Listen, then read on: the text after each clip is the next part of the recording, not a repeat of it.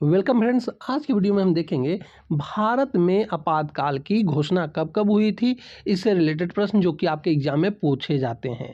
यदि आपको वीडियो अच्छा लगे तो इस वीडियो को लाइक और अपने दोस्तों में इस वीडियो को शेयर जरूर करें। और साथ ही साथ यदि आपको वीडियो अच्छा लगता है या कुछ वीडियो में क्वेश्चन त्रुटि लगते हैं या कुछ सवाल पूछना हो तो आप हमें कमेंट कर कर उस प्रश्न को पूछ सकते हैं। मैं उस प्रश्न का सीधा सीधा आंसर आपके जवाब के रूप में दूंगा। तो चलिए मैं इस वीडियो को शुरू करता हूं। आज का हमारा पहला प्रश्न है, तीसरी बार राष्ट्रीय आपातकाल की उद्घोषणा राष्ट्रपति ने किस आधार पर की? तो यह इस आधार पर किया गया था कि वह आंतरिक अशांति है, यानी पहला इस प्रश्न का आंसर हो जाएगा ऑप्शन नंबर ए।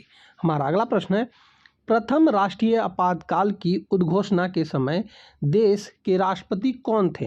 तो उस समय देश के राष्ट्रपति थे डॉक्टर एस राधा कृष्णन जी। हमारा अगला प्रश्न है, 1975 में तीसरे राष्ट्रीय आपातकाल की उद्घोषणा किसने की? तो यह किया गया था फखरुद्दीन अली अहमद जी के द्वारा। हमारा अगला प्रश्न है, 1975 के राष्ट्रीय आपातकाल की उद्घोषणा के संबंध में कौन सा कथन सही है? तो कौन सा कथन सही है? मंत्रिमंडल के अनुमोदन के पूर्व ही प्रधानमंत्री की सिफारिश पर राष्ट्रपति ने यह उद्घोषणा की थी, यानी ऑप्शन नंबर डी। हमारा अगला प्रश्न है, वित्तीय आपात स्थिति के दौरान राज्य विधानमंडलों द्वारा पारित सभी वित्त विधेयकों को निम्नलिखित में से किसके विचारार्थ आरक्षित रखा जाता है? तो यह राष्ट्रपति के द्वारा आरक्षित रखा जाता है। हमारा अगला प्रश्न है, वित्तीय आपात के दौरान राष्ट्रपति राज्य के किस प्रकार के विधायकों की स्वीकृति के लिए प्रस्तुति किए जाने के लिए बाध्य कर सकता है? तो यह है वित्तीय विधेयक। दोस्तों, ये सारे के सारे प्रश्न एग्जाम में पूछे गए प्रश्न हैं, इसलिए इन प्रश्नों को आप बारीकी से नोट कर लेंगे और याद कर लेंगे, क्योंकि अगली बार जब भी ये एग्जाम में पूछे जाएं तो उसका आप सही उत्तर करके आएँ। हमारा अगला प्रश्न है, संसद द्वारा आपात काल की उद्घोषणा का अनुमोदन कितनी अवधि के अंतराल में होना आवश्यक है? तो 1 माह के अंतराल पर यह होना आवश्यक है। हमारा अगला प्रश्न है, किसी राज्य में सामान्यतः किसके परामर्श से राष्ट्रपति शासन लागू किया जाता है? तो यह लागू किया जाता है राज्यपाल के अनुशंसा पर, परामर्श पर। हमारा अगला प्रश्न है, किसी राज्य में राष्ट्रपति शासन की प्रारंभिक अवधि कितनी होती है? तो यह होती है 6 माह की। हमारा अगला प्रश्न है, किसी राज्य में राष्ट्रपति शासन के लागू हो जाने पर निम्न में से किस कृत्यों के अलावा राज्य प्रशासन के सभी कृत्य संघीय नियंत्रण में आ जाते हैं? तो यह आता है न्यायिक प्रशंसा के नियंत्रण में। हमारा अगला प्रश्न है, संसद द्वारा प्रस्ताव पारित होने पर किसी राज्य में राष्ट्रपति शासन एक बार में कितने समय के लिए लागू होता है? तो यह अधिकतम 6 माह के लिए लागू होता है। हमारा अगला प्रश्न है, 44वें संविधान संशोधन अधिनियम 1978 ने अनुच्छेद 352 में किस शब्द के स्थान पर सशस्त्र विद्रोह शब्द रखे गए हैं? तो यह रखे गए हैं आंतरिक अशांति के लिए। हमारा अगला प्रश्न है, संविधान के किस अनुच्छेद के आधार पर राष्ट्रपति देश में वित्तीय आपात की घोषणा करता है? तो यह करता है अनुच्छेद 360 के तहत। हमारा अगला प्रश्न है, निम्नलिखित में से कौन सी ऐसी आपात स्थिति है जिसकी घोषणा अभी तक भारत में नहीं की गई है? तो वह घोषणा है वित्तीय आपात की। हमारा अगला प्रश्न है, किसी राज्य में राष्ट्रपति शासन किसी परिस्थिति में अधिकतम कितनी अवधि तक लागू की जा सकती है? तो अधिकतम 3 वर्षों तक लागू की जा सकती है। हमारा अगला प्रश्न है, 42वें संविधान संशोधन अधिनियम 1976 द्वारा राष्ट्रपति शासन की 6 माह की अवधि को बढ़ाकर कितना कर दिया गया था? तो यह कर दिया गया था 12 माह तक। हमारा अगला प्रश्न है, प्रथम बार राष्ट्रपति शासन कब लागू किया गया? तो प्रथम बार राष्ट्रपति शासन 20 जून 1951 को लागू किया गया था। ये आप नोट कर लेंगे। हमारा अगला प्रश्न है, प्रथम बार राष्ट्रपति शासन की राज्य में लागू की गई। तो कौन सा राज्य में लागू किया गया, यह पूछा गया है। तो यह लागू किया गया था पंजाब में। हमारा अगला प्रश्न है, भारत के संविधान के अंतर्गत कितने प्रकार की आपातकालीन व्यवस्थाओं पर विचार किया जा सकता है? तो यह टोटल 3 प्रकार के आपातकाल हैं। हमारा अगला प्रश्न है, अब तक किस राज्य में सर्वाधिक लंबी अवधि तक राष्ट्रपति शासन लागू रहा है? तो वह है राज्य जम्मू कश्मीर। हमारा अगला प्रश्न है, राष्ट्रपति ने तीसरी बार राष्ट्रीय आपातकाल की उद्घोषणा कब की? तो यह किया गया था 26 जून 1975 को। यह डेट आपको याद रखना है।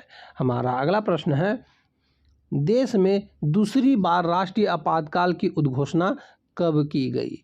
तो यह किया गया था 3 दिसंबर 1971 को। ये आप नोट कर लेंगे।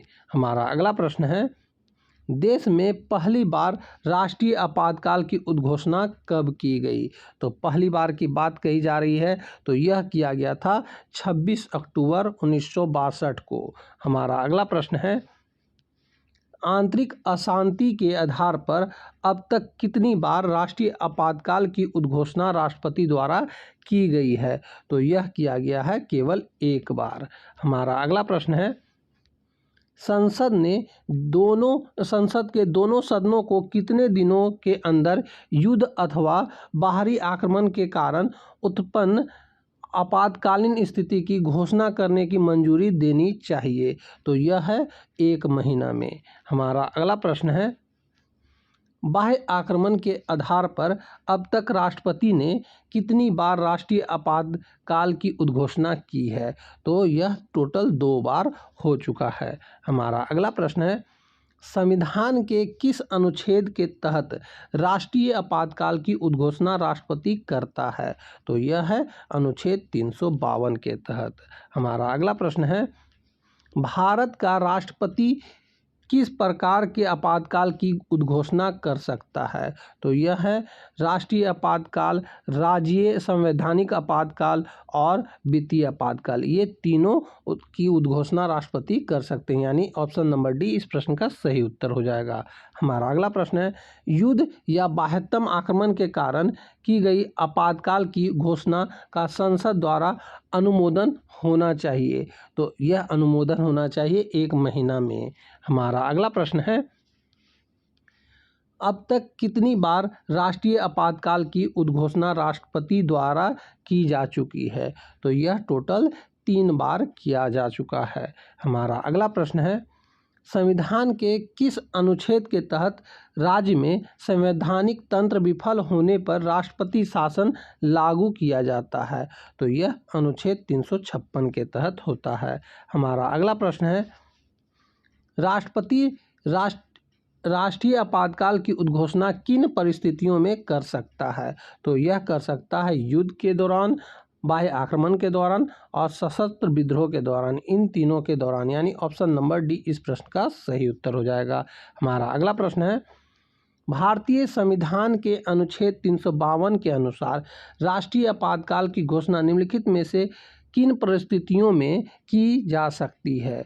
तो वह परिस्थिति है युद्ध, बाह्य आक्रमण और सशस्त्र विद्रोह, यानी इन तीनों के तहत किया जा सकता है, ऑप्शन नंबर ए। हमारा अगला प्रश्न है, राष्ट्रपति द्वारा राज्यों में राष्ट्रपति शासन उद्घोषणा के कितने दिनों के भीतर संसद की स्वीकृति आवश्यक है? तो यह 2 माह के भीतर आवश्यक है। हमारा अगला प्रश्न है, राष्ट्रीय आपातकाल में संविधान की संघीय प्रकृति का क्या होता है? तो राष्ट्रपति आपातकाल के दौरान संघीय प्रकृति का वैसी ही बनी रहती है जैसा होना चाहिए पहले से। हमारा अगला प्रश्न है, किसी राज्य में राष्ट्रपति शासन की उद्घोषणा किस व्यक्ति के प्रतिवेदन मिलने पर राष्ट्रपति करता है? तो वह है राज्य के राज्यपाल के प्रतिवेदन के दौरान। हमारा अगला प्रश्न है, राज्य में राष्ट्रपति शासन के से तात्पर्य राज्य में किसके शासन से है? यह राज्य के राज्यपाल के शासन से है। हमारा अगला प्रश्न है, 44वें संशोधन के पश्चात राष्ट्रपति निम्नलिखित परिस्थितियों में राष्ट्रीय आपातकाल की घोषणा करने का अधिकार प्राप्त है। तो यह अधिकार प्राप्त है युद्ध, बाह्य आक्रमण, सशस्त्र विद्रोह से उत्पन्न परिस्थितियों से, यानी ऑप्शन नंबर सी। हमारा अगला प्रश्न है, राष्ट्रीय आपातकाल की उद्घोषणा को संसद के समक्ष उसकी स्वीकृति हेतु रखा जाना आवश्यक है। तो यह रखा जाना आवश्यक है 1 माह के अंदर।